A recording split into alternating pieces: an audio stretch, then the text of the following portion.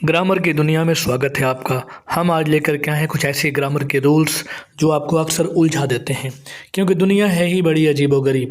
जो दिखता है वो होता नहीं है और जो होता है वो दिखता नहीं है। तो जल्दी से सब्सक्राइब कर लें फंडे इंग्लिश को, क्योंकि हम अक्सर लेकर के आते रहते हैं ग्रामर से रिलेटेड रूल्स फनी और क्रिएटिव तरीके से। तो आइए बिना देर किए शुरू करते हैं। कुछ नाउन बहुत खतरनाक होते हैं, देखने में तो सिंगुलर लगते हैं लेकिन असल में तो ये प्लूरल होते हैं, इसलिए बहुत सतर्क और होशियार रहिएगा। जैसे कुछ वर्ड्स हैं जैसे people, cattle, poultry, gentry, police, military, public. और हाँ, ये तो देखने में भले सिमिलर लगते हैं लेकिन ऑलरेडी ये प्लूरल ही होते हैं और इसमें गलती से एस मत लगा दीजिएगा। आइए कुछ एग्जाम्पल से समझते हैं। Cattles are grazing in the field. Cattles के साथ में आर तो लगाना ठीक है, लेकिन अभी जैसा कि पहले बताया गया है कैटल्स में एस नहीं लगेगा, इसलिए इसका सही फॉर्म होगा cattle are grazing in the field. अब next example, the police has arrested the thief. अभी जैसा कि हम लोगों ने पढ़ा है कि पुलिस जो है प्लूरल फॉर्म में ही हमेशा आता है, इसलिए सही और करेक्ट आंसर होगा the police have arrested the thief. The people of America is rich. जैसा कि हम लोग जानते हैं कि पीपल एक प्लूरल नाउन है, इसलिए इसमें इज नहीं लगेगा, इसमें इज की जगह पर आर लगेगा और सही आंसर होगा the people of America are rich. आशा है आप इन एग्जाम्पलों से अच्छी तरह समझ गए होंगे और ऐसी गलती भविष्य में नहीं करेंगे। अब कुछ नेक्स्ट तरह का नाउन देखते हैं। अब कुछ नाउन्स ऐसे होते हैं जो देखने में प्लूरल लगते हैं लेकिन इनका यूज तो सिंगुलर नंबर की तरह ही यूज होता है। जैसे सिविक्स हो गया, इकोनॉमिक्स हो गया, फिजिक्स हो गया, मैथमेटिक्स हो गया, न्यूज हो गया, इनिंग्स हो गया। ऐसे और कई सारे वर्ड्स हैं जो देखने में प्लूरल लगते हैं। चूँकि इसमें एस जुड़ा हुआ है इसलिए ये प्लूरल होने का भ्रम पैदा करते हैं, लेकिन सही मायने में ये सिंगुलर होते हैं। चलिए इसे कुछ एग्जाम्पल से समझते हैं। जैसे physics are a difficult subject. अब फिजिक्स में लास्ट में एस जुड़ा हुआ है जो प्लूरल फॉर्म में होने का भ्रम पैदा करता है, लेकिन सही मायने में ये सिंगुलर नाउन है और इसका सही आंसर होगा physics is a different subject. है ना मज़ेदार। अब नेक्स्ट एग्जांपल देखते हैं।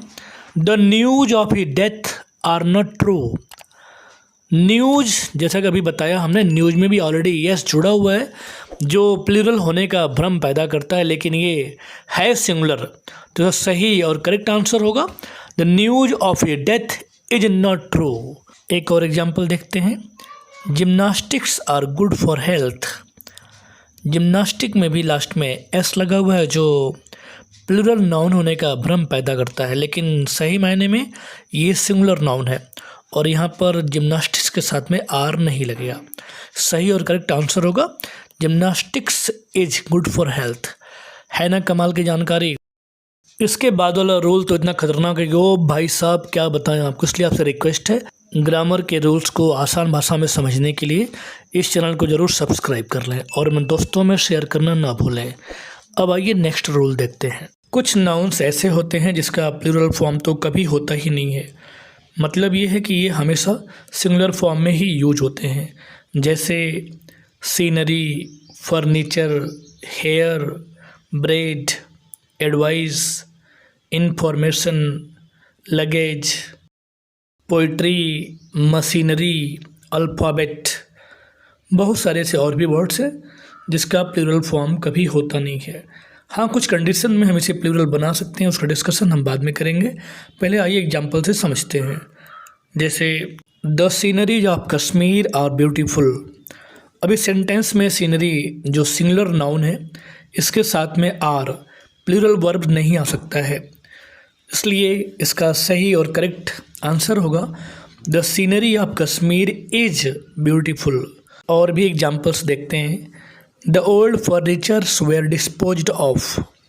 इसमें जो सिंगुलर नाउन फर्नीचर्स का यूज हुआ है जो लास्ट में एस लगा है, फर्नीचर्स में एस का यूज नहीं होता है क्योंकि ये हमेशा सिंगुलर फॉर्म में ही आते हैं, इसलिए इसका सही और करेक्ट सेंटेंस हो जाएगा the old furniture was disposed of. है ना अच्छी जानकारी।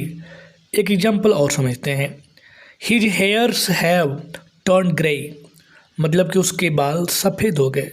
लेकिन इसमें जो हेयर्स नाउन है इसमें एस नहीं लगेगा और एस के साथ में प्लूरल वर्ब भी नहीं लगेगा, इसलिए इसका सही करेक्ट सेंटेंस हो जाएगा his hair has turn grey.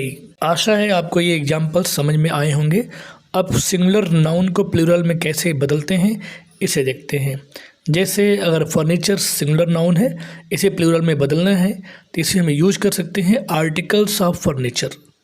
अगर ब्रेड है, ब्रेड को प्लूरल फॉर्म में दिखाना है तो इसे हम यूज कर सकते हैं लोव्स ऑफ ब्रेड।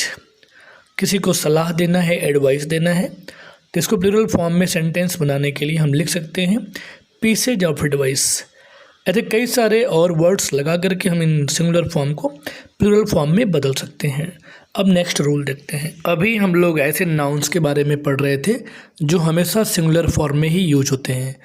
अब कुछ ऐसे नाउन्स के बारे में देखते हैं जो हमेशा प्लूरल फॉर्म में ही यूज होते हैं, उसका कभी सिंगुलर होता ही नहीं है। आइए समझते हैं इसे।